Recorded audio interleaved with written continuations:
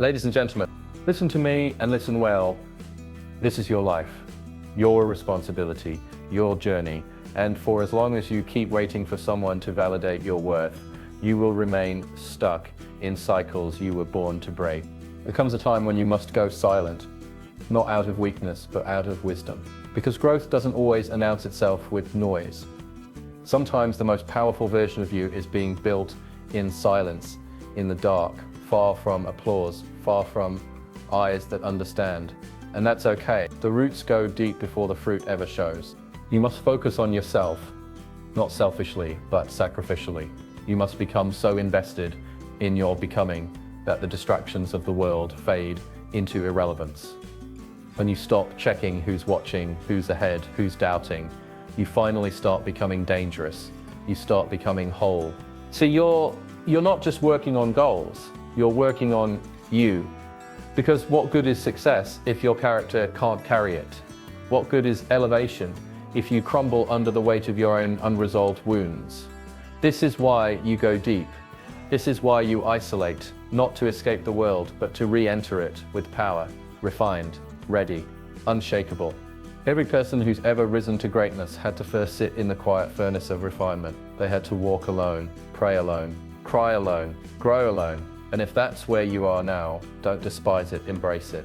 God is not punishing you with solitude. He's preparing you with it. Do not look to your left or to your right. Do not measure your pace by their progress. You are not them. You were never meant to be. Your purpose was never designed to be a copy. It was crafted in heaven, tailor-made for your voice, your scars, your story. And until you honor that, you will never taste true fulfillment. Discipline will demand things from you that comfort never will. And yet, it is through discipline that destinies are fulfilled. Make no mistake, this season requires sacrifice. You will have to let go of people who don't see your vision, of habits that don't match your calling, of mindsets that shrink your spirit. Because you cannot carry dead weight to the mountaintop. What got you here won't get you there. So stay focused, stay planted, stay faithful. When it looks like nothing is happening, everything is. Seeds are breaking beneath the soil. Heaven is moving behind the scenes. The old you is dying so the destined you can rise. And when your moment comes, and it will come, you will not have to force doors open. They will open because you became the one who was worthy of walking through them. This is not the time to quit. It is the time to commit. Commit to your growth. Commit to your purpose. Commit to the version of you that you were always meant to be. The world doesn't need a copy, it needs you. Whole, healed, focused. Self-mastery precedes external mastery because everything you create, influence, or lead in the outer world flows from the condition of your inner world. Until you learn to govern your thoughts, emotions, and impulses, any power you attain externally will be temporary, unstable, or even dangerous. You cannot lead others well until you've learned to lead yourself. Mastery of self is not about perfection, it is about alignment. It is when your intentions, actions, and values begin to operate in harmony. It is the quiet discipline of choosing what is right over what is easy, time and time again, even when no one is watching. People often chase external success, wealth, recognition, influence, believing that these achievements will bring them peace and fulfillment. But true success is not a product of what you gain, it's a reflection of who you've become. If you acquire influence before you build integrity, the weight of that influence will crush you. If you pursue success without understanding your own identity, then every accomplishment will feel empty because you won't know who you are without it. Self-mastery requires intentionality. It means confronting your weaknesses with courage, not shame. It means understanding your triggers, your patterns, your motives, and doing the deep, sometimes uncomfortable work of growth. This journey is deeply spiritual because it demands that you rise above your impulses, your fears, and your ego. It is in the small daily choices, waking early, staying disciplined, choosing truth over convenience, that mastery is cultivated. It doesn't arrive in a moment. It is formed in obscurity, in silence, in stillness. Only when you become a steward of your own soul can you become a steward of something greater. Because the world does not change through noise or ambition. It changes when individuals have the strength to master themselves first. Isolation can be a season of preparation, not punishment. It's easy to misinterpret solitude as rejection, abandonment, or failure, especially in a world that constantly celebrates connection, noise, and visibility. But sometimes the most important seasons of your life will be the quiet ones, the seasons when you're pulled away from the crowds, overlooked by others, and hidden from applause. These are not wasted moments, they are sacred assignment. In isolation, distractions are removed, masks fall off, and you're left face to face with the raw, unfiltered version of yourself. And it is in this space that real transformation begins. Greatness is rarely born in the spotlight. It is forged in silence, in the unseen hours when no one is cheering, when no one notices the grind, when no one affirms the effort. In these moments, your character is being refined, your endurance tested, and your identity rooted. It is in the cave of isolation that clarity often comes about who you are, who you're not, and what you were truly made for. You begin to hear the voice of purpose more clearly when the volume of the world is turned down. Isolation teaches you to rely not on the external but the eternal. It shifts your focus from seeking approval to seeking alignment. It disciplines your spirit, sharpens your focus, and exposes everything that cannot go with you into the next season. That loneliness you feel, it may be the soil where your roots are growing deeper. That silence, it may be where wisdom is being whispered. Don't rush to escape it. Don't resent the quiet. Learn in it, grow in it, build in it, because what is formed in isolation will stand firm in exposure. The season you endure in private may be the very reason you are able to stand in public with strength. Comparison corrupts purpose, because it shifts your focus from who you are called to be to who someone else already is. The moment you begin to measure your worth by another's progress, you disconnect from your own assignment. You weren't designed to mimic, you were designed to manifest your gifts, your story, your voice. These are not mistakes or leftovers, they are divine blueprints. And yet, when you fixate on someone else's journey, you begin to devalue your own. You start chasing timelines that were never meant for you, adapting identities that were never yours to carry, and striving for goals that have nothing to do with your destiny. Purpose is not a competition. It is a covenant, a deeply personal calling between you and your Creator. When you allow comparison to take root, you lose sight of that intimacy. You begin performing instead of becoming, imitating instead of creating. And what's worse, you start to believe the lie that someone else's success is a threat to your significance.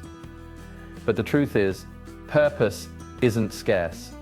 There is room for every voice, every calling, every path. The presence of someone else's greatness does not diminish your own. Comparison is subtle, but it is corrosive. It will rob you of joy, peace, clarity, and direction. It will make you question whether what you're doing matters simply because it doesn't look like what someone else is doing. But impact is not always visible. Faithfulness is not always loud. Stay anchored in your lane. Tend to your assignment with diligence and trust. You were not created to be a replica. You were created to be a revelation of something unique, something holy. The more you honor that, the more your purpose will come alive. Not in competition, but in completion. Discipline is a divine gift, not a burden. It may feel heavy at times, even inconvenient, but it is sacred in its function. Discipline is the structure that carries your calling. Without it, vision dies in emotion, and potential is wasted in distraction. It is not merely about routines or habits. It is a spiritual alignment of the mind, body, and spirit toward a greater purpose. It teaches you how to say no to what is urgent so you can say yes to what is eternal. It builds consistency where there once was chaos, order where there once was disorder, and strength where there once was compromise. This gift does not always come wrapped in excitement. Often it shows up in early mornings, hard choices, and unseen obedience. But within that struggle is a refining power. Discipline trains your flesh to submit to your spirit. It breaks the cycle of living by feeling and anchors you in living by principle. It transforms ambition into legacy, intention into action, and calling into capacity. Without discipline, you may dream boldly, but live passively. With it, you turn that dream into a life of impact, one choice at a time. God doesn't give discipline to restrict you, He gives it to protect you. It is the boundary that guards your destiny. It is the gatekeeper that stands between who you are and who you are becoming. Discipline doesn't just keep you on track, it keeps you transformed. It reminds you daily that greatness is not achieved through bursts of energy, but through steadfast obedience. It is through discipline that your yes to purpose becomes louder than your yes to comfort. In a world addicted to shortcuts, discipline remains the path that honors time, honors truth, and honors God. When you embrace it, you don't just move forward, you are shaped into someone who can sustain where you are going. Protect your energy and environment, because everything you allow into your space either feeds your future or fractures it. You are not just a body moving through life, you are a vessel carrying vision, purpose, and potential. What surrounds you has the power to shape what is within you. That's why discernment is not optional, it's essential. Who you listen to, who you walk with, what you consume, and where you spend your time are all investments, and every investment is either building or bankrupting your destiny. Energy is sacred. It is the fuel that drives your thoughts, decisions, and actions. When you give your energy to the wrong conversations, the wrong people, or the wrong battles, you drain power that was meant to be poured into what truly matters. Not every argument is worth entering. Not every invitation is worth accepting. Peace is not passive, it is protected. It is the result of boundaries drawn in wisdom and enforced with courage. Your environment, both physical and relational, sets the atmosphere for your growth. You cannot plant a purposeful life in toxic soil and expect fruitful results. Some relationships are too small for the magnitude of your calling. Some places are too loud for the clarity you need. Protecting your environment means being bold enough to walk away from what weakens you, even if it's familiar. It means curating your circle with intentionality, choosing to be surrounded by those who speak life, not doubt, into your vision. This protection is not about fear, it is about stewardship. When you realize how valuable your time, your mind, and your presence truly are, you stop giving them away carelessly. You begin to align your surroundings with your assignment. And when your energy is guarded and your environment is clean, your purpose is free to flourish without resistance.